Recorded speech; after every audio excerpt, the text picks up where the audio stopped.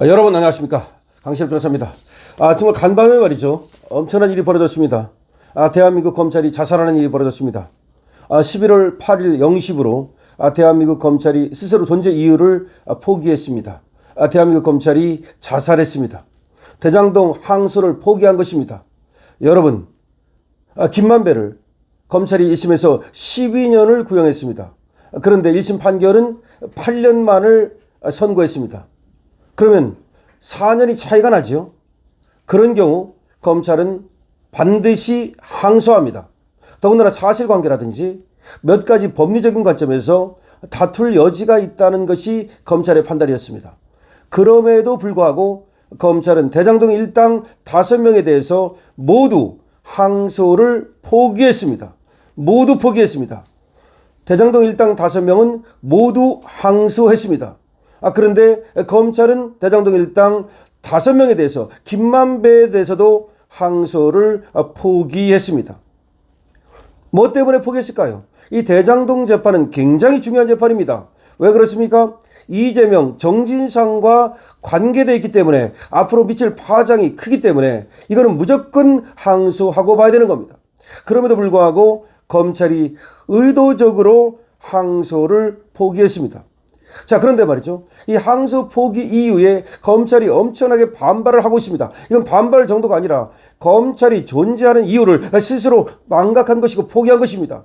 검사가 쪽팔려서 더 이상 할 수가 없는 것입니다. 앞으로 말이죠, 검찰청이 폐지되는데, 그러면 수사권도 잃게 되는데, 그나마 남은 것이 기소권인데 기소권도 스스로 포기한 겁니다. 앞으로 이제 기소도 제대로 못한다는 얘기입니다. 항소도 역시 기소입니다. 그럼 왜 그랬을까요? 지금 이재명 정권이 배임죄를 폐지하려고 하고 있고, 정성호 법무장관이라는 자가 그야말로 이재명의 측근 중의 측근으로서 검찰을 지휘하고 있습니다. 법무장관으로서 말이죠. 그러니까 위에서 압력이 내려가니까 결국 이거를 포기를 한 겁니다. 자, 11월 8일 공식으로 검찰은 자살했다는 것이 지금 나오는 얘기입니다. 밑에 검찰 부글부글 끓고 있습니다. 부글부글 끓으면 뭐 할 겁니까? 이런 경우에 말이죠, 집단 사표라도 내야 되고 공판장으로 돌려야 되는데 이제까지 검찰은 뭐 하고 있는 겁니까? 이렇게 쪽팔린 검찰을 저는 본 적이 없습니다. 어떻게 기수별 내지는 또 직급별, 그 기수별 직급별 그 공판장 한번 돌리는 일이 없고, 글쎄 말입니다, 검찰청이 폐지되고 있는데도 불구하고 그야말로 목소리를 누구도 내지 않고 있습니다. 검찰은 그럼 지금까지 스스로 존재할 이유가 없었다는 것입니까? 정말로 이해할 수 없는 일이 벌어지고 있습니다. 자, 항소가 필요하다라고 수사팀과 공판팀이 얘기했습니다.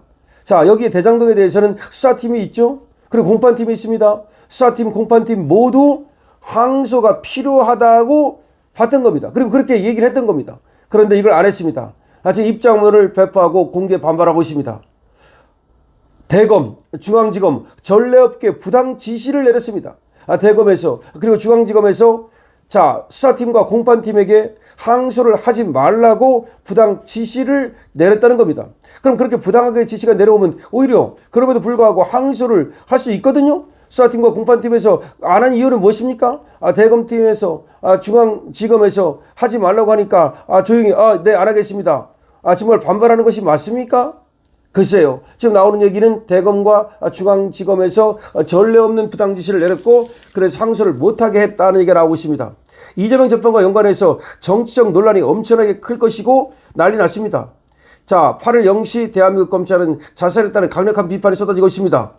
검찰이 대장동 개발 비리 혐의로 1심에서 실형을 선고받은 대장동 일당 5명에 대해서 모두 항소를 포기하면서 수사팀이 강하게 반발하고 파문이 확산되고 있습니다.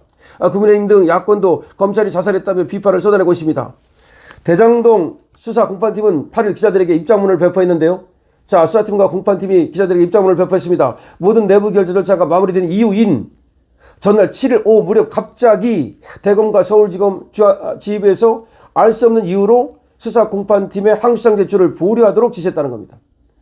원래가 바로 하는 건데 모든 내부 결제 절차가 마무리됐다는 말은 항소하고 항소장도 쓰고 다 했다는 말 아닙니까? 모든 내부 결제 절차가 마무리된 이유인 7일 오후 갑자기 대검과 서울중앙지검 지휘부에서 알 수 없는 이유로 수사공판팀에 항소장 제출을 보류하도록 지시가 내려왔다는 겁니다. 항소장 제출 시한이 임박하도록 지시 없이 기다려보라고만 하다가 자정이 임박한 시점에 항소 금지라는 부당하고 전례 없는 지시를 내렸다는 겁니다. 그러니까 7일까지는 준비를 끝내고 수사공판팀이 항소장만 제출하면 되는데 그때까지 갑자기 보류해봐라 라고 해서 8일 0시까지니까 이제 기다리고 있는데 자정 무렵에 갑자기 항소 금지라는 지시가 내려왔다는 겁니다. 내지 못하게 시켰다는 겁니다. 수사팀과 공판팀은 말이죠. 이렇게 얘기합니다. 법률적 쟁점들과 일부 사실 오인, 양형부당에 대한 상급심의 추가적인 판단이 필요하다고 판단해서 중앙지검 및 대검 주입에서 항소 예정 보고 등 내부 결재 절차를 이행했다. 그러니까 서울중앙지검에서도 다 했고 대검까지 다 보고가 됐고 결재 절차를 다 끝냈던 것이다. 그런데 지난 6일 대검 주입부 보고가 끝날 때까지도 아무런 이견이 없었다. 그러니까 중앙지검, 대검 그 누구도 항소하는 것에 대해서 이의가 없었고 모든 결재 절차가 마무리됐다.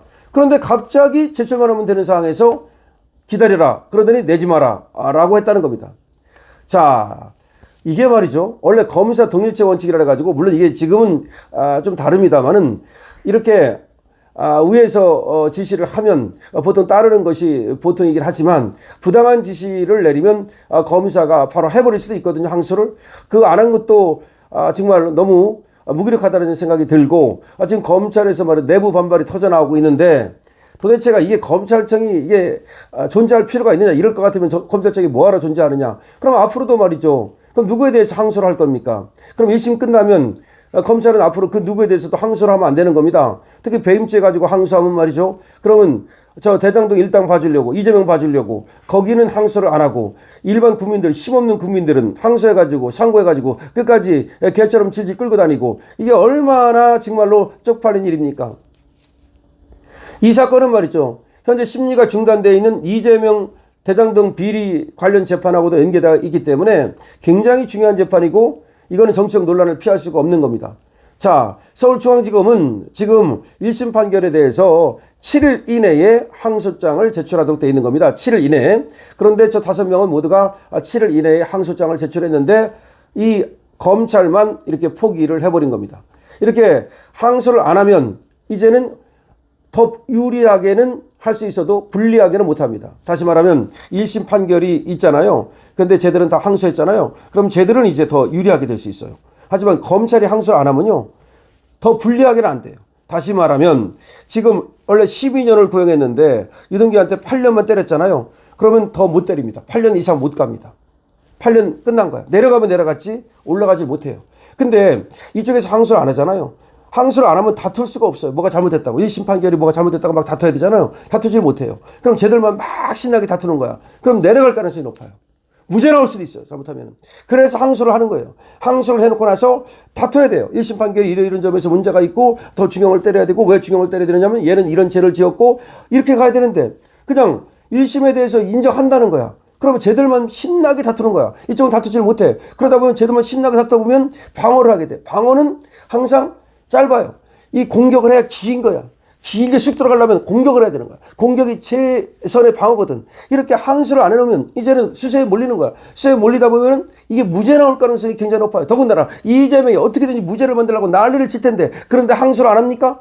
도대체가 이 김만배가 무죄가 나와야 자기도 말이죠 사니까 이 재판에 대해서 이재명이 얼마나 관심이 많을 것이고 더군다나 서울 고등법원에 가면은 이 좌파 판사들이 또 얼마나 있습니까? 여기 고등법원에 상당히 좌파가 있습니다. 오히려 이재명을 살려줬던 그 위증교사 같은 것들이라든지 굉장히 이상한 재판을 많이 하지 않습니까? 더군다나 공직선거법도 지금 재판 안 하고 있고 여러 가지 문제가 많은데 이렇게 항소까지 안 해가지고서 사실은 말이죠 완전히 이재명을 살려주자고 이거는 항소를 안 한 거죠.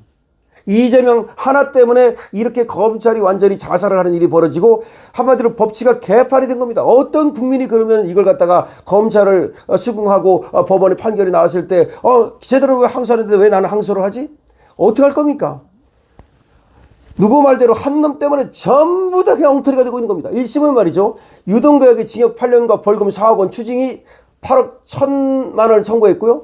그런데 문제는 김만배요. 김만배가 12년을 구형했는데 징역 8년. 그리고 추징금이 428억밖에 안 돼. 왜 추징금이 428억밖에 안 돼? 추징금이 4천억, 5천억 가까이 되잖아요. 쟤들이 부당이득은 7천억이고 지금 쟤들이 성남도시개발공사에 끼친 손해라고 하는 건 5천억 가까이 되거든요. 근데 어떻게 해서 428억밖에 안 되냐고. 그러니까 당연히 저거는 항소를 했어야 되는 거죠.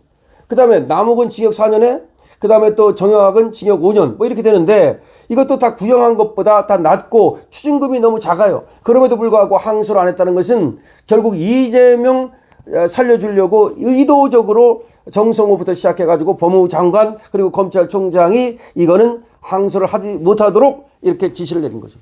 원래가 무슨 얘기가 있었냐면 이재명이가 괜히 말이죠. 자기가 이렇게 걸려 있으니까 검찰이 쓸데없는 거 뭐 항소 상고한다 뭐 그래가지고서 그때 신뢰를 줬어요. 그 신뢰를 주니까 그거 한 번 가지고서 이렇게 아무것도 못하고 완전히 그냥 시체가 돼버린 겁니다. 이거는 검찰이 자살했기 때문에 뭐가 됐다고 시체가 돼버린 거죠. 자, 그러면 이거는 국민들이 이제 검찰이 뭘 할 때, 법원이 뭘 할 때 이걸 믿어주겠느냐, 그리고 거기에 따르겠느냐. 자, 이재명이 스스로 법치를 무너뜨림으로써 이재명이 하는 거에 대해서, 그 다음에 지금 이재명 정권이 하는 거에 대해서 국민들은 이제 더 이상 따르지 않을 가능성이 높아지고 있습니다. 그야말로 이제 대한민국이 무정부주의로 가게 생겼습니다. 검찰이 무너지면 무정부주의로 가는 겁니다. 여러분, 검찰이 자살했습니다. 자, 이재명 관련되어 있는 대장동 사건에서 항소를 스스로 포기했습니다. 자, 후속 보도해드리겠습니다. 강신혁TV입니다. 좋아요와 구독을 부탁드립니다.